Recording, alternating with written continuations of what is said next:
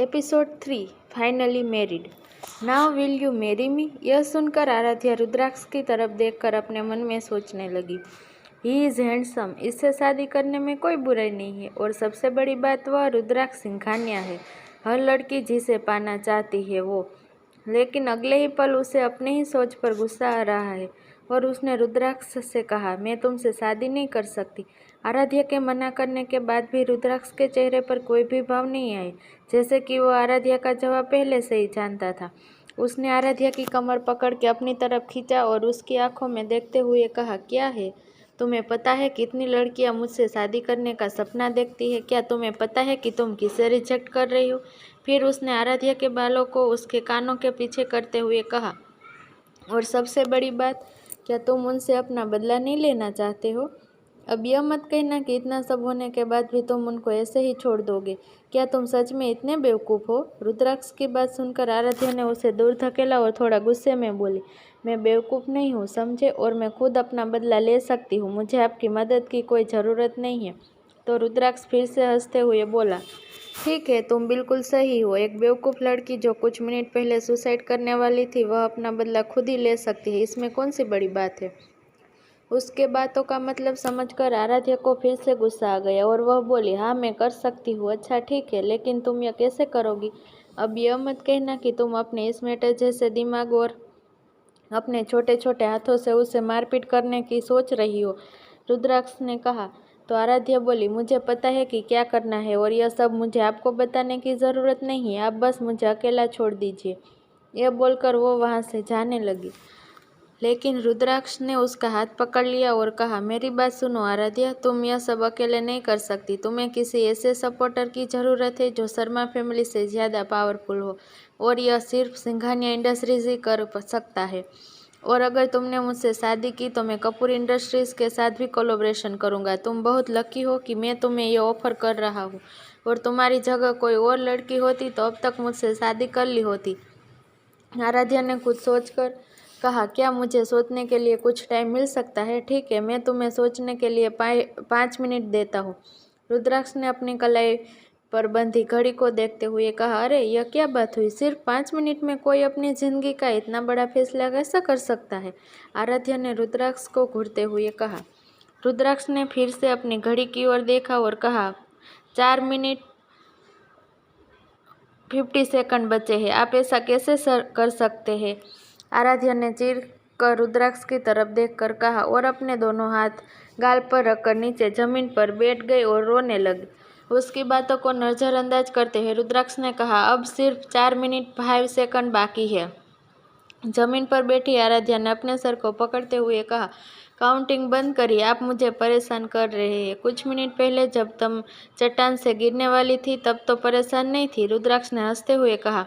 आराध्या ने अपने कानों पर हाथ रखा और कहा, प्लीज़ इस बारे में बात करना बंद कीजिए और ठीक से सोचने दीजिए मुझे। इस समय आराध्या बहुत मासूम और प्यारी लग रही थी। यह देखकर रुद्राक्ष चुप हो गया और आराध्या को देखने लगा। कुछ देर बाद रुद्राक्ष ने फिर से अपनी घड़ी की ओर देखा और कहा, 5 मिनट खत्म हो गया है, तो तुमने क्या डिसीजन लिया? आराध्या जो अभी भी उसी तरह बैठी थी, उसने रुद्राक्ष की ओर देखा और कहा, क्या होगा अगर मैं कहूँ कि मैं आपसे शादी नहीं करना चाहती?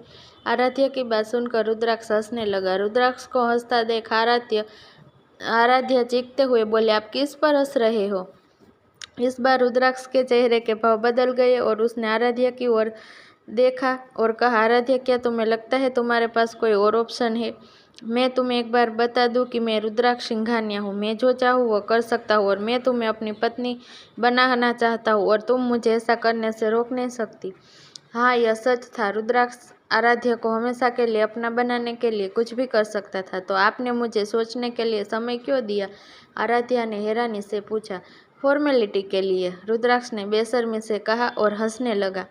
बेशर्म इंसान, आराध्या रुद्राक्ष को घूरते हुए बोली। ओनली फॉर यू बेबी, रुद्राक्ष ने मुस्कुराते हुए कहा। कुछ मिनट सोचने के बाद आराध्या ने कहा, ठीक है, मैं आपसे शादी के लिए तैयार हूँ, लेकिन मेरी कुछ कंडीशन है।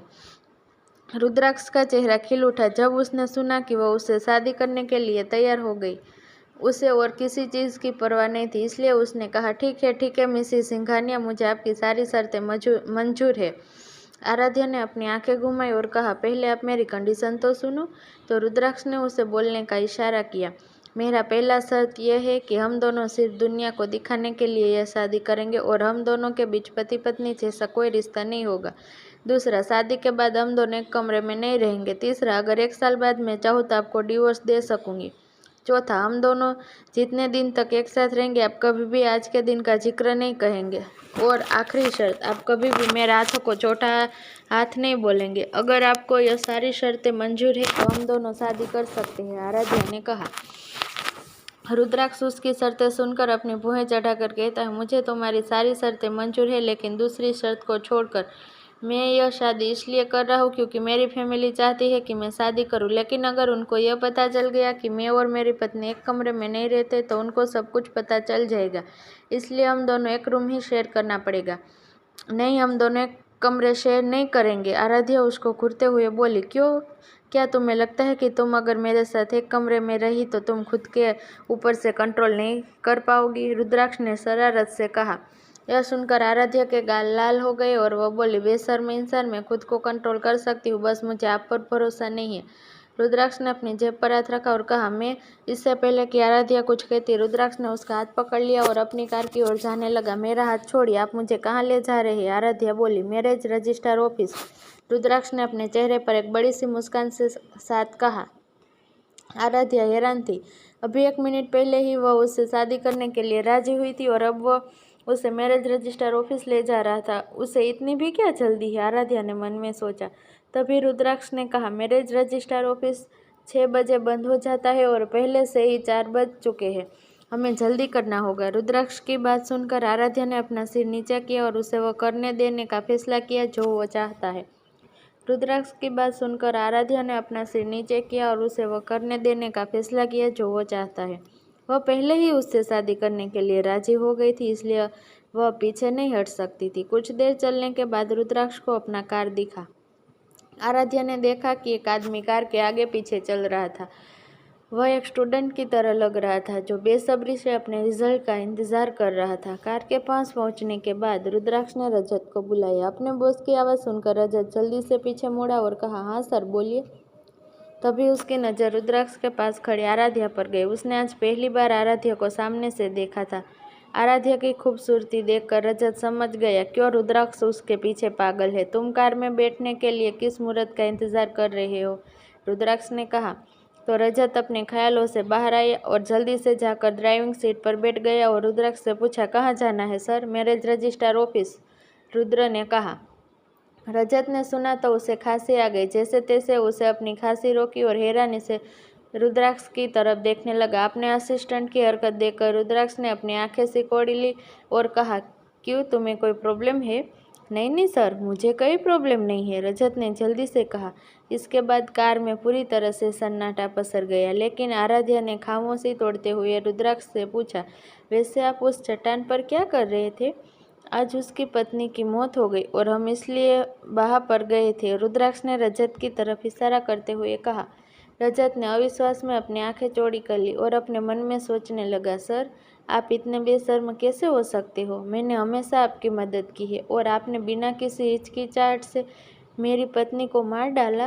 हु, क्यों भगवान, क्यों? मेरा बॉस इतना बेशर्म क्यों है?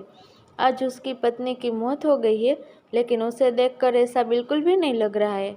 आराध्या की बात सुनकर रुद्राक्ष रजत को देखने लगा तो रजत ने जल्दी से अपना रुमाल निकाला और अपना आंसू पोंछने का नाटक करते हुए कहा, ऐसा कुछ नहीं है मैडम, मैं बहुत दुखी हूँ।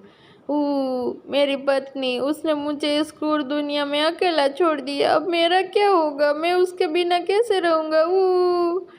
रजत की नौटंकी देखकर रुद्राक्ष ने अपनी आंखें आराध्या की तरफ घुमाई और कहा, देखो, वह रो रहा है और कितना सैड भी लग रहा है। आराध्या ने अपना सिर हिलाया और खिड़की से बाहर देखने लगी। वह सोच रही थी कि अचानक उसकी ज़िंदगी कैसे बदल गई। वह मोहित से शादी करने जा रही थी जिससे वह प्यार करती थी, लेकिन अब वह रुद्राक्ष से शादी कर रही थी जो उसके लिए एक अजनबी था। जब कार रुकी तब आराध्या अपने ख्याल में खोई हुई थी। रुद्राक्ष ने उसकी ओर अपना हाथ बढ़ाकर कहा, चलो चले। आराध्या ने अनिच्छा से उसका हाथ पकड़ लिया और उसके साथ मैरिज रजिस्ट्रार ऑफिस के अंदर चली गई। आधे घंटे के अंदर सारी फॉर्मेलिटी पूरी हो गई। अब वह दोनों अजनबी से हस्बैंड वाइफ बन गए थे। मैंने एक अजनबी से शादी की, आराध्या ने अपने मन में सोचा और उसके होठों पर एक व्यंग भरी मुस्कान आ गई। पहले मोहित और उसकी बहन ने उसे धोखा दिया था और अब उसकी शादी किसी अजनबी से हो गई थी। उसकी जिंदगी अब एक मजाक बनकर रह गई थी। आराध्या से उलट रुद्राक्ष के चेहरे पर बयां न करने वाली एक मुस्कुराहट थी। वह एक बच्चे की तरह मुस्कुरा रहा था, जिसे आखिरकार उसका पसंदीदा खिलौना मिल गया है। उसने फैसला कर लिया था कि वह आराध्या को खुश रखने की पूरी कोशिश करेगा। वह उसे वह सब कुछ देगा जो वह चाहती है और उसकी सभी मांगों को वह पूरा करेगा। मेरी मोहब्बत की बात ही कुछ खास है। कहते हैं मोहब्बत मोहब्बत होती है, ना पहली और ना ही आखिरी होती है। फिर भी तुम मेरी पहली और आखिरी मोहब्बत हो और मैं तुम्हारा पहला ही न सही पर आखिरी मोहब्बत बनना चाहता हूँ।